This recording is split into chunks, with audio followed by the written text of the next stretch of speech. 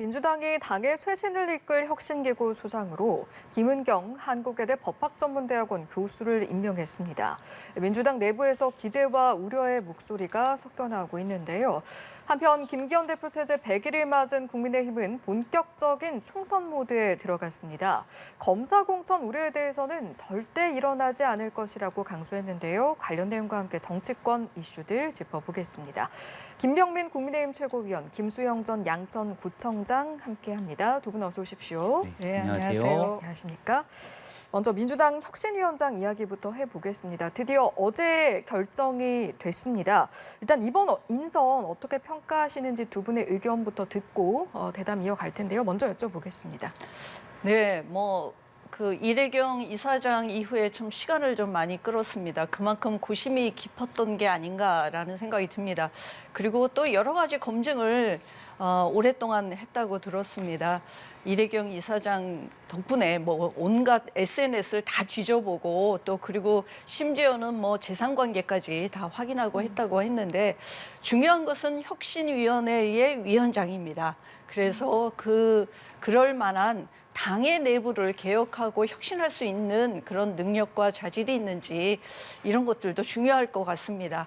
아마도 여러 가지 윤리적으로나 또 그런 부분들은 넘어섰다고 보여지지만 실제로 당내에서는 좀 그런 우려도 좀 있는 것 같습니다. 이분이 좀 굉장히 온화한 성품이고 그러기 때문에 사실 혁신할 때는 좀 뭔가 좀 강단이 있고 또 패도 난마할 수 있는 그런 능력을 가진 사람이 있어야 되지 않겠느냐, 그런 이미지여야 되지 않겠느냐라고 생각할지 모르겠는데 외유내강이라는 것도 있습니다. 아무리 여성이지만 그럼에도 불구하고 원칙적이고 개혁적인 성향을 갖고 있다라고 하는 것을 보니 좀 기대할 만하지 않을까라는 생각도 듭니다.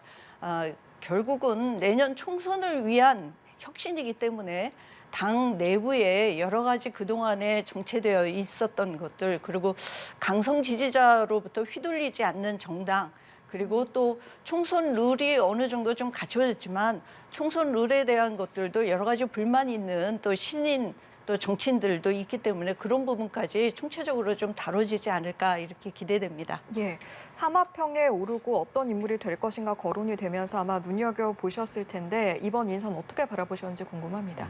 아마 큰 기대감을 갖고 있는 분들은 많지 않을 거라 봅니다. 오늘 나왔던 한 여론조사를 보니까 민주당 쇄신이 어떻게 해야 되는지에 대한 이 방안의 물음 답변에서 제일 첫 번째로 나왔던 게 이재명 대표의 사퇴를 꼽더라고요.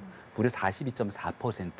그리고 혁신위원회가 필요하다는 거는 30.2%였고 비상대책위원회가 필요하다는 건 한 11.8% 정도로 꼽았던 여론조사가 오늘 나왔던 기사를 봤습니다. 그러다 보니 이제 쇄신과 혁신이 필요하다면 민주당의 현재가 부족하다는 것이고 그럼 무엇 때문에 혁신하고 뭘 바꿔야 될지가 나와야 되는데 그런 것들에 대한 정확한 진단 없이 외부의 인사를 모셔오기에만 너무 급급했던 것은 아닌가 싶습니다. 혁신이 필요하다면 일단 내부에 있는 상황에서 민주당이 갖고 있는 가장 큰 불편함은 방탄 정탕으로 도덕성이 오염됐던 측면들을 들 수 있을 것 같은데 그러면 이재명 대표부터 시작해서 국회의원이 갖고 있는 불체포 특권 내려놓겠다. 할 수 있는 일들을 선제적으로 정리하면서 혁신위가 같이 가동이 될 텐데 지금 있는 일들에 대한 기득권을 내려놓을 생각은 없은 채로 외부에 있는 인지도가 없는 누군가의 인사를 혁신위원장으로 모셔오니까 과연 이런 형국에서 민주당의 혁신이 가능할 것인가라고 하는 의구심은 당내에서도 나오는 것 같고요. 이제 어떤 역할과 쇄신의 활동들을 하게 될 것인지는 앞서 설명했던 그 본질적인 혁신이 가능할지에 따라 성공에 대한 가늠자가 결정될 거라고 생각합니다. 예, 말씀하신 내용을 보면 앞으로 혁신위가 보여줄 그 내용의 폭에 따라서 얼마나 성공적인 혁신위 활동이 될 것이냐가 결정이 될 것이다 이런 말씀으로 들렸습니다. 자, 그렇다면 앞으로 혁신위가 어떤 활동을 보여줄 것인가를 가늠을 좀 해봤더니 오늘 최고에서 이재명 대표가 이렇게 말했습니다. 이름부터 역할까지 모두 맡기겠다. 그리고 개혁안 전폭 수용하겠다. 이렇게 이야기를 했습니다. 좀 예측을 해보죠. 저희가 어느 정도로 그 내용들이 들어가게 될까요? 예, 외부에서 보셨을 때는 이유가 있을 겁니다. 당 내부에 지금 안 그래도 친명이냐 비명이냐 좀 그런 갈등들도 보여진다고 하는데 그런 것들로부터 자유로운 사람. 그래서 정치권에 알려지지 않았지만 또 국회의원들하고도 어떤 그 친소 관계가 있지 않은 사람으로 했을 겁니다. 그래야지 중립성이라든지 또 그리고 국민들이 또 특히 강성 지지층이나 우리 당 지지하시는 분만이 아니라 중도층이 원하는 바가 뭔지를 당내에서 해결할 수 있는 사람을 찾기 위해서 외부에서 고르고 골랐다고 생각을 합니다. 그렇기 때문에 내용으로는 실제 대여 투쟁은 국회의원들이 할 것이고요. 또 실제로 국감이라든지 이런 활동을 통해서 국회의원들이 할 거라고 봅니다. 그러면은 뭐 정책적인 내용보다도 당 내부에 그동안 산적해 있던 예를 들면 뭐 전당대회 때문에 돈봉투 사건이 났던 문제라든지 내년 총선을 앞두고 국민들이 어떤 것을 원하고 있는지 그런 정책 또 민생 사실 이재명 대표가 사퇴해야 된다라고 얘기하는 거는 지금 1년이 됐는데요. 이재명 대표가 여러 가지 사법 리스크 때문에 실제로 이렇게 한 걸음씩 나가는 것을 잘 못하고 있지 않냐라고 하는 비판들이 있습니다. 그런 어떤 민생에 대한 그 어려움 이런 것들을 어디서부터 당내에서 해결해야 되는지 이런 어떤 비전을 보여줄 수 있는 그런 혁신위원장의 태도가 그리고 또 그런 내용이 국민들이 궁금해하는 것이 아닐까라는 생각이 들고요. 예. 또 그런 부분들을 이재명 대표는 정권을 맡기겠다라고 한 거로 보여집니다. 예. 혁신위원장 권한을 두고 계파 간 갈등이 불거지는 게 아니냐 이런 우려도 있는 것 같던데 이런 이야기는 왜 나온다고 생각하세요? 뭐 지난번 이재경 이사장 때문에 나온 게 아닐까요? 그 이재명 대표하고 워낙 뭐 그 이재명 대표 지키기 뭐 그 위원회인가 뭐 이런 것들을 했었다라는 그런 활동을 했었다라는 것들 때문에 뭐 그 이재명 대표를 그 지도부를 살리기 위해서 그런 거 아니냐 이런 오해 때문에 그것도 이번에 검증 과정에서 여러 가지 고려하는 변수가 되지 않았나라고 생각이 듭니다. 예. 김은경 교수는 스스로가 그 말씀을 하셨어요. 이재명 대표를 한 번도 만난 적도 없고 그리고 이재명 대표하고 어떤 관계도 없다. 그런 측면에서 김은경 교수가 발탁이 된 것도 그런 이유가 아니었을까라는 생각이 듭니다. 예. 정치를 워낙 오랫동안 바라보고 계시고 그랬으니까 어떤 판단하실지 좀 여쭤보겠습니다. 혁신위 구성도 좀 궁금한데 이제 현역 의원이 포함이 될 것이다라는 이야기도 나오고 있고요. 그래서 또 계파 간 안배가 중요할 것이다 이런 이야기도 나오고 있는데 보통의 이제 정치 지형을 바라본다라고 했을 때 혁신위 구성에 현역 의원 일부 포함이 될 것이다. 계파도 좀 균등하게 분배가 될 것이다. 그렇게 예상하십니까? 그렇게 안 정리된 상태 속에서 이른바 이재명 대표를 지키기 위한 방식으로 혁신위가 구성이 되게 되면 갈등만 더 커질 가능성이 굉장히 높죠.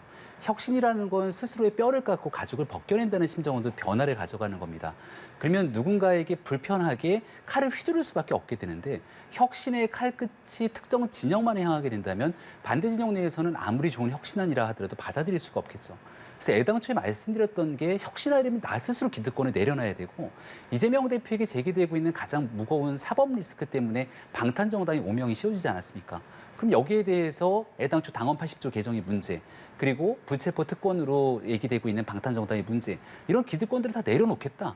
그리고 여기에서 외연 확장을 위해 나아갈 수 있는 많은 일들을 함께 가자고 이제 이재명 대표를 비롯한 강성 지도부가 선언을 좀 할 필요가 있지 않겠나 싶은데 지금은 스스로에 대한 문제 인식들은 별로 보이지가 않거든요.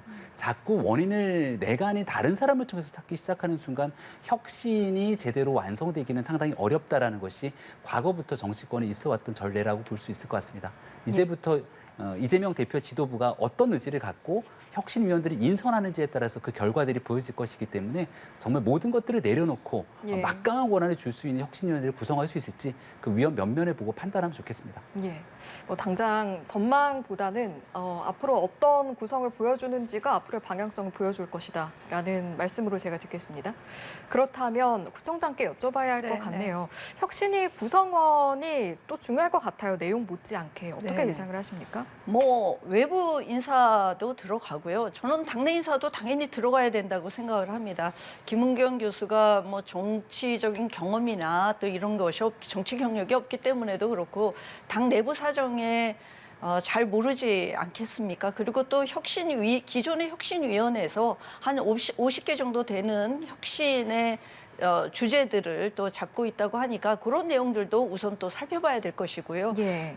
그 기존에 됐던 것을 가지고 그런 아젠다를 가지고 앞으로 어떤 것들을 총선에 이길 수 있는 방안이 무엇인지 그런 것들을 좀 선별해서 빠른 시간 안에 또 민주당이 정비되는 그런 상황이 와야 그래야 뭐 총선도 돌파할 수 있다라고 생각을 합니다. 예. 또 그럴 수 있는 구성원으로 글쎄요, 개파 안배라는 것이 중요할까요? 근데 만약에 또 그렇게 생각한다면 그것도 예. 좀 필요하다고 생각을 합니다. 네. 알겠습니다. 네.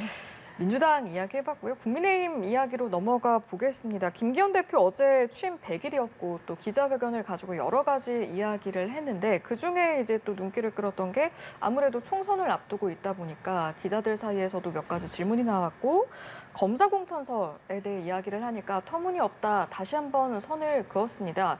사실 선을 그은 게 이번이 처음이 아닌데 이런 예. 질문이 좀 나오는 이유에 대해서는 어떻게 바라보고 계세요? 야당의 문제제기 지적도 있고 또 국민의힘 내에서도 늘상 총선을 앞두게 되면 공천 과정에서 뭔가 공정한 공천이 아니라 인위적인 힘이 개입되는 것 아니냐에 대한 두려움과 위기의식은 역대 어느 선거를 불문하고 있어 왔습니다.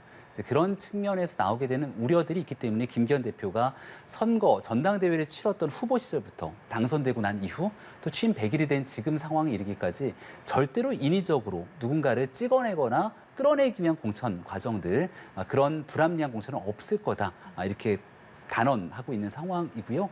우리가 총선에서 지금 현저히 기울어져 있는 의석을 복원하고 바로 잡을 때만이 내년 총선을 통해서 윤석열 정부가 힘있게 일할 수 있는 그 분기점이 된다는 것은 모두가 부인할 수 없는 사실일 겁니다.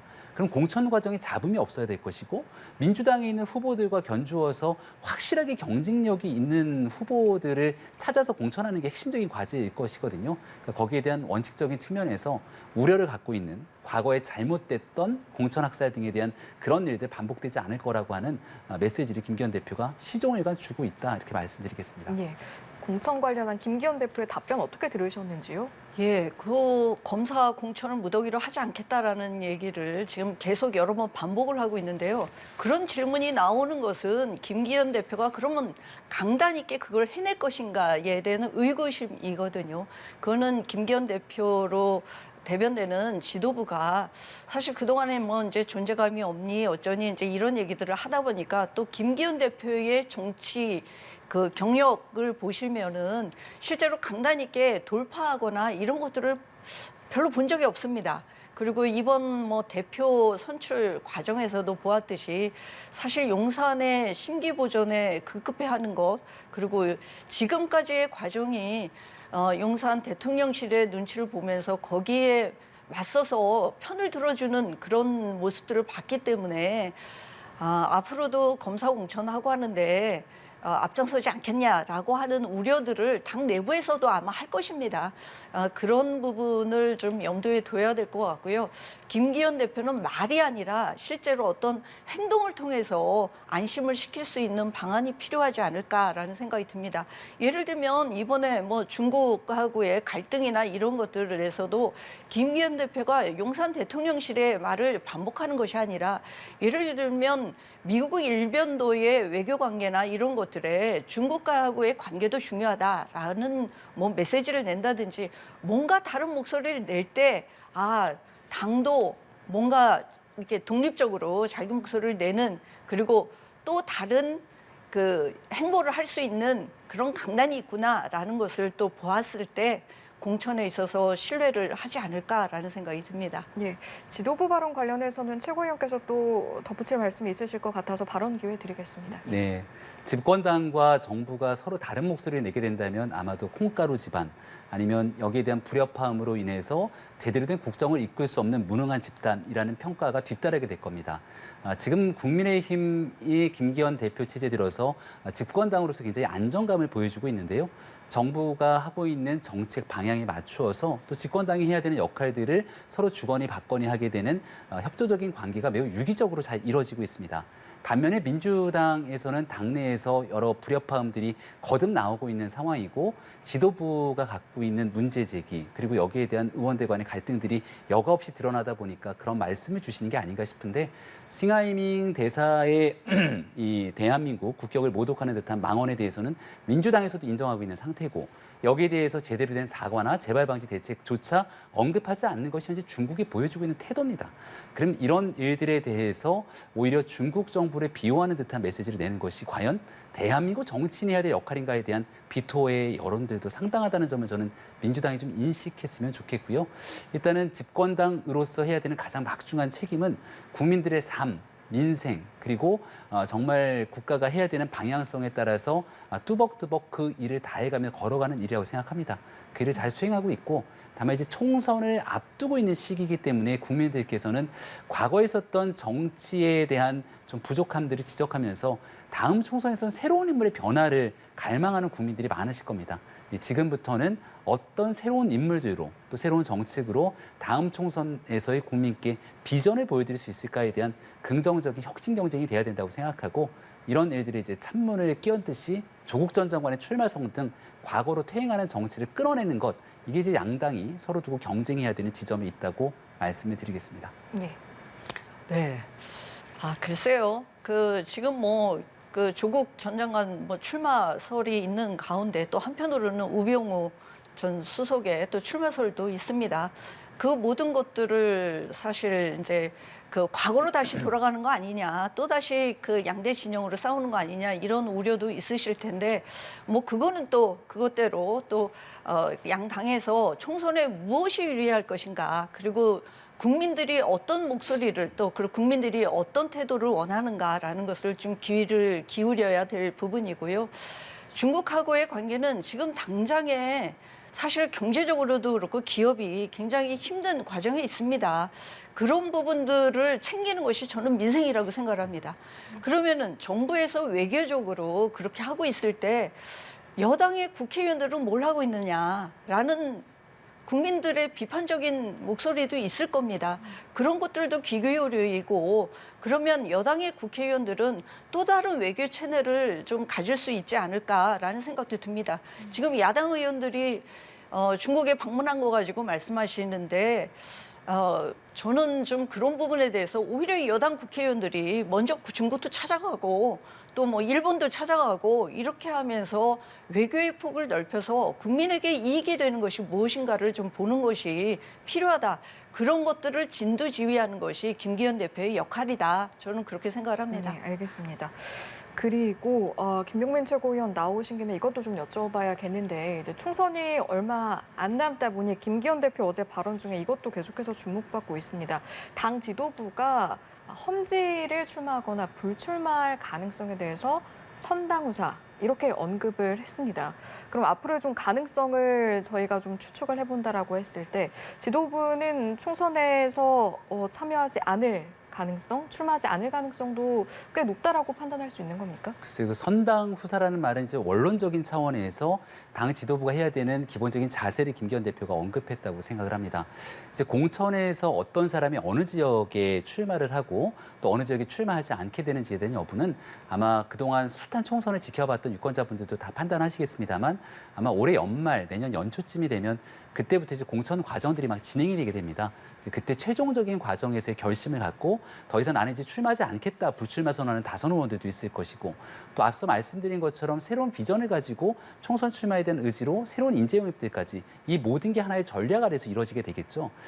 이제 지도부가 자신들만의 이득을 지켜내기 위해서 내 기득권은 꽉 움켜쥐고 다른 사람들은 추상 같은 잣대로 쳐내게 된다거나, 아니면 누군가 도덕적인 잣대 속에서 지도부라든지 힘 있는 사람들에 대한 부정적인 인식들이 커져가는데, 그런 사람들은 권력의 힘으로 지켜내고 반대되는 사람에서 경쟁력이 있는 사람은 뭔가 계파 간의 관계가 있다고 쳐내게 되고, 이런 일들이 반복되게 되는 순간 총선에서 국민의 여론은 싸늘하게 식어갈 수밖에 없는 것이겠죠. 그 모든 일들의 기준이 되게 되는 잣대는 결국 선당 후사라고 하는 기본적인 관점일 겁니다. 그래서 누가 어느 자리에 있기 때문에 불출마해라, 너는 뭐 한 5선 정도가 됐으니까 불출마해라, 이런 기준들이 아니라 보다 경쟁력을 갖춰가기 위한 보편적인 도덕과 상식의 기준에서 어떤 방식으로 선거를 치러낸지에 대한 전략이 필요할 텐데, 이걸 선당 후사의 관점에서 아주 객관적이고 투명하고 공정하게 하는 것, 김기현 대표가 아마 지향하고 또 국민의힘의 지도부도 이런 방식이 크게 이견이 다르지 않을 거라고 생각합니다. 예, 판단 기준으로 제시했을 뿐이다 라는 말씀이신가요? 판단 기준의 원칙을 제시한 것이고요. 지금 상황에서 당신 출마할 거냐, 예. 당신은 출마하지 않을 거냐 이런 방식의 얘기는 지금 시점에서 전혀 맞지가 않는 얘기들이죠. 알겠습니다. 저는 그 얘기는 김기현 대표가 본인이 험지에 출마하겠다라는 것부터 먼저 하시고 하셔야 당내에서 좀 그런 그 김기현 대표에 대해서 신뢰하지 않을까라는 생각이 듭니다. 영남에서 정말 따뜻하게 정치를 하셨잖아요. 그러면 이제 대표도 되고 했으니까 뭐 수도권에 서울에 어디에 출마하겠다라든지 당이 원한다면 나도 그렇게 하겠다라는 것을 먼저 얘기하시고 또 이후에 또 대통령까지 꿈꾸신다고 하니까 뭐 당신 본인 자신을 생각하면서 얘기하신 것인지는 잘 모르겠으나 그런 얘기를 하고 나서 검사 공천도 안 하고 또 그리고 시스템 공천을 하겠다라는 얘기를 할 때 당내에 있는 그 뭐 신인 정치인들도 그렇고 신뢰하지 않을까라는 생각이 듭니다. 그 선거 전략적인 차원에서 한 말씀만 드리면 예. 지난 2020년 총선 당시 이제 황교안 대표에 대한 어디에 대한 출마를 할 것인가에 대한 고민이 있었는데 종로에서 상당히 기울어져 있는 상태에서 당시 이낙연 후보의 경쟁력이 꽤나 높았습니다. 근데 당의 대표 주자가 경쟁력이 기울어져 있는 종로판의 선거에 출마함으로 인해서 전국 선거를 진두지휘하지 못함은 물론이고 애당초 모든 언론이 그곳에 집중 조명하면서 시작부터 선거 프레임에 지게 되는 판으로 들어가게 되는 것이거든요. 그러니까 누군가 이제 그 영남권에 국민의힘에서는 영남권 그리고 민주당 입장에서는 호남권이 아무래도 전통적인 지지층이 있는 곳 아닙니까? 그곳에 있다는 이유만으로 험지 출마라고 했을 때 그곳에서 굉장히 대표성을 띠고 있는 정치인이 정치적 열세를 계속해서 보여주게 된다면 전체 선거 구도에서 결코 우호적이거나 아니면 여기에 대해서 국민 유권자에게 감동을 주는 선택은 아닐 수 있습니다. 다만 제가 말씀드린 것처럼 예를 들어 이재명 대표 같은 경우는 누가 뭐래도 사법 리스크의 한복판에 있지 않습니까? 근데 당원까지 막 개정해가면서 나는 끝까지 출마하겠다라고 한다거나 지금 기소가 돼갖고 있는 상태인데 1심에서 조 전 장관처럼 유죄가 만약 선고되게 됐을 때 아직 대법 확정 판결이 안 났으니까 난 출마할 수 있어. 이렇게 가게 되면 내가 갖고 있는 기득권을 바탕으로 당원 당규까지 뒤틀어가면서 선거에 출마하려고 하는 욕심을 보여주는 거거든요. 이런 게 상식과 어긋난다는 겁니다. 보편적인 상식의 기준 속에서 선거를 끌고 갈 수 있는 것, 그거를 국민과 유권자들에게 공감대를 자아내는 게 중요하다는 얘기를 하고 있는 만큼 선거가 다가오면 다가올수록 이런 일들에 대한 국민적 관심이 모일 때 상식의 기준에서 국민의힘이 나아갈 거라는 말씀을 거듭드립니다. 덧붙일 말씀 있으십니까? 네, 뭐 혁신위원회가 구성되고 또 저는 그런 이유라고 생각합니다. 당 대표나 당 지도부가 뭐 험지 출마 또는 불출마라는 것까지도 혁신위원회에서 저는 논의될 거라고 생각합니다. 내년 총선을 이기기 위해서 어떤 것도 하겠다라고 하는 것이 이재명 대표의 말씀이셨고요. 또 그러기 때문에 혁신위원회가 새로 구성된 만큼 뭐 그런 것까지도 다 논의할 거라고 생각을 합니다. 저는 다만 김기현 대표가 뭐 험지 출마라든지 당 지도부가 불출마라는 얘기를 했을 때는 당신의 거취 문제도 같이 포함해서 얘기를 해야지. 사실 뭐 김병민 최고위원 계시지만 원외위원장으로 고생하고 있는데 험지 출마하라고 하는 것도 그것도 강요하는 것도 맞지 않는 거 아닌가라는 생각이 들고요. 당신 자신의 거취부터 얘기할 때 그래야 당에 있는 많은 그 구성원들이 내가 험지 출마도 하고 또는 불출마도 각오하면서 선당후사 해야 되겠구나라고 하는 결심을 하게 된다라는 말씀을 드립니다. 예. 어제가 이제 총선이 또 300일 정도 남은 시점이었고 하다 보니까 이제 총선 앞두고도 여러 가지 이야기가 나오는 상황인데 주제를 좀 바꿔보겠습니다. 싱하이밍 주한 중국 대사 발언 논란 이후 파장이 계속해서 이어지고 있고요. 그런데 또 이런 가운데 민주당 의원들이 잇따라 중국을 방문하다 보니까 민주당에서는 계획된 일정이었다. 여당에서는 시기적으로 적절하지 못했다. 계속해서 이야기가 나오고 있거든요. 네, 국회의원들이 여러 명이 외국에 출장을 가는 것은 뭐 하루 이틀 준비해서 되는 일이 아닙니다. 이미 2달 전부터 준비가 되어 있었던 거고요. 거기에는 뭐 지금 우리나라만 중국이 지금 40여 개국에 대해서 단체 관광을 허용하는데 한국만 빠졌습니다. 그걸로 인해서 사실 여행업계가 굉장히 어려움을 겪고 있지 않았겠습니까? 뭐 이 야당만 찾아왔겠습니까? 여당도 찾아왔을 거고요. 그 어려운 기업의 민원 그리고 어려움들, 그리고 중국과의 무역 수지가 반토막이 나고 지금 점점 어려워지는 이런 상황들을 좀 타개해 보기 위해서 사실 2달 전부터 기획되고 계획이 되어 있었던 것인데요. 이제 공교롭게 시기가 지금 이렇게 된 거죠. 그렇다고 해서 그것을 마다하고 중국과의 외교를 단절하겠다라는 태도는 저는 적절하지 않다고 봅니다. 저는 아까도 말씀드렸지만 오히려 이럴 때일수록 여당 의원들이 적극적으로 물밑에서는 또 찾아가고 또 만나고 이러면서 외교의 지평을 넓혀가는 것이 필요하다고 생각합니다. 지금 당장 이번 주만 해도 미국의 블링컨 국무장관이 중국을 방문한다고 하지 않습니까? 그런 노력들이 있어야 관계가 더 악화되지 않을 수 있는 거 아니겠습니까? 그런 민주당의 국회의원들이 갔다라고 하는 것을 가지고 무슨 4대 외교원이 이렇게 비난하는 것은 저는 잘못된 태도다라고 생각합니다. 이럴 때일수록 대화가 필요하다라고 그럼요. 말씀을 하셨는데 이번 민주당의 의원 외교가 한중 관계에 실질적으로 좀 도움이 될 거라고 보시는지요? 네, 저는 부정적인 요소가 훨씬 크다고 생각합니다. 일단 싱하이밍 대사의 발언과 그 당시에 참석이 잘못됐다는 건 민주당에서도 인정하고 있는 상황이고요. 얼마 전 언론 보도를 보니까 중국 대사관으로부터 민주당이 방문했을 때 구체적으로 정해진 의제가 없다는 내용을 통보받았다고 합니다. 하지만 실질적으로 갔던 그 자리에서 생중계가 민주당이 진행을 하게 되니 싱하이밍 대사는 준비한 듯이 A4용지를 꺼내서 15분 동안 일장 연설, 훈계, 내정 간섭에 해당하는 발언들을 여과 없이 쏟아내게 됐죠. 이른바 준비되지 않는 상태로 간 그 만찬 과정 속에서 중국 시마잉리 대사에게 이용당했다는 것을 반증하는 태도가 아니겠습니까? 그리고 난 다음에 여기에 대한 잘못된 내용에 대한 인정, 또 재발 방지 대책 등을 얘기해야 되는데 중국 정부는 전혀 그런 모습을 보이지 않고 있습니다. 근데 이런 상황이 중국 정부의 비용으로 초청을 받아서 중국에 가게 됐을 경우 또 다른 방식으로 중국 정부에 이용될 수 있다. 라고 하는 지점에 대해서 저는 민주당 의원들이 너무 간과하고 있는 것은 아닌가 싶고요. 하고 싶은 외교적인 상황에서 필요한 내용들이 있다면 어제 그제 국회 대정부 질문이 있었던 자리 아닙니까? 민주당의 의원들은 국회의원들 신분이기 때문에 민주당의 국회의원이 있어야 될 기본적인 책무와 자리는 국회 본회의장의 대정부 질문에 착석해서 정부에게 필요한 일을 총리와 장관 등에게 따져 묻고 여기에 대한 민주당의 입장을 제시하는 것이 가장 우선적이고 기본적인 헌법과 법률에 명기된 민주당 의원들의 책무입니다. 근데 그런 일을 해야 될 시기에 중국에 가서 벌써부터 그 프로그램 등에 대한 논란들이 계속 이어지고 있고요.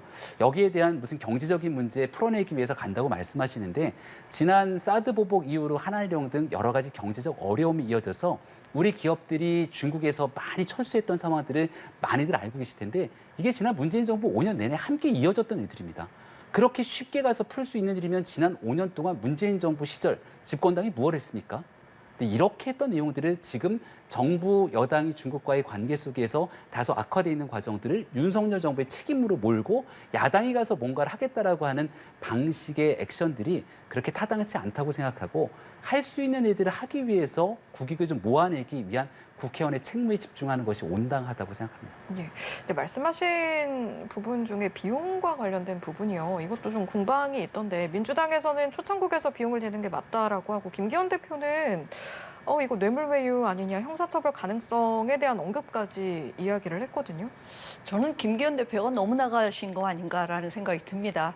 이거를 어떻게 외유라고 볼 수 있습니까? 어디 뭐 국회의원들이 초청받아서 가면은 다 외유입니까? 그렇지 않습니다. 지금 이제 한중 관계가 여러 가지로 지금 악화되어 가는 과정에 있기 때문에 아마도 이제 초청해서 그렇게 초청을 했던 것 같고요. 또 초청을 했으면 당연히 초청한 데에서 그 여행 경비라든지 뭐 그 숙소라든지 이런 것들을 잡아주는 것이 관례이기도 합니다. 또 우리나라도 마찬가지입니다. 뭐 세미나를 한다든지 국제 세미나 한다고 하면 초청을 하면 그런 비용, 비행기 비용이라든지 이런 것들을 내게 돼 있습니다. 그런 차원에서 그 비용 문제를 가지고 뭐 형사처벌의 대상이다라고 대표가 나서서 얘기하는 거는 좀 적절하지 않은 게 아닌가. 뭐 그게 정치적인 공방이 될 수는 있지만 너무 나가신 것 같다라는 생각이 들고요. 중국하고의 관계나 문재인 정부에서도 그렇고요. 어느 정부든 사실은 정부에서 가야 되고 또 정부에서 물밑에서 접촉하고 우리가 국익을 손실되지 않도록 정부에서 노력하는 것이 저는 우선이라고 생각을 합니다. 예. 근데 그런 것이 안 됐을 때는 또 국회의원들도 한 분 한 분이 헌법 기관이기 때문에 그런 외교 관계라든지 이런 것들을 충분히 저는 할 수 있다고 생각합니다. 예. 예전에 미국하고의 관계에 있어서도 또 지금의 여당 국회의원들이 미국까지 찾아가고 그런 일들도 있었습니다. 관례라는 말씀이신데요. 네. 일단은 비용적인 측면에서는 중국 정부의 부담으로 가게 되는 상황인데 시기적으로 보게 됐을 때 중국과 굉장히 강한 갈등과 마찰이 지금 대립하고 있고 또 중국의 싱하이밍 대사가 공개적으로 언급하고 있는 게 한중 관계 악화의 책임이 대한민국에 있는 것처럼 이야기를 하지 않습니까? 또 이 미국과 중국 간의 관계 속에서 배팅이란 단어까지 쏟아내면서 이른바 겁박에 가까울 정도의 메시지를 내고 있고요. 근데 그 시기에 중국 정부의 비용으로 지금 민주당 의원들이 방중을 하게 되는 것이 맞는 것이냐는 문제제기가 있을 수 있고요. 결국 그러다 보니까 프로그램에서 중국 정부가 주도하는 프로그램에 따라가지 않습니까? 가장 우려되는 점 중에 하나 이제 티벳 방문 프로그램이 있다는 것인데 인권에 관한 측면으로 전 세계 지탄을 받고 있는 중국 정부의 핵심 문제이기도 합니다. 제가 앞서서 싱하이밍 대사의 이재명 대표의 관저 방문에 이용당한 측면이 있다라고 얘기를 했는데 또 같은 방식으로 중국을 중국의 비용으로 가게 되면서 중국 정부에는 굉장히 유리하고 국제사회 인권 문제에서는 오히려 중국의 입장에 대한민국 민주당 의원들이 들러리를 서는 듯한 모습이 비춰질 수 있다면 과연 그런 중국 정부의 비용으로 한국의 국회의원들이 가는 것이 맞냐는 문제 제기 가능할 거라고 생각합니다. 여기까지 듣고 마무리하겠습니다. 오늘 이 시간은 김병민 국민의힘 최고위원, 김수영 전 양천구청장 두 분과 함께했습니다. 고맙습니다. 고맙습니다.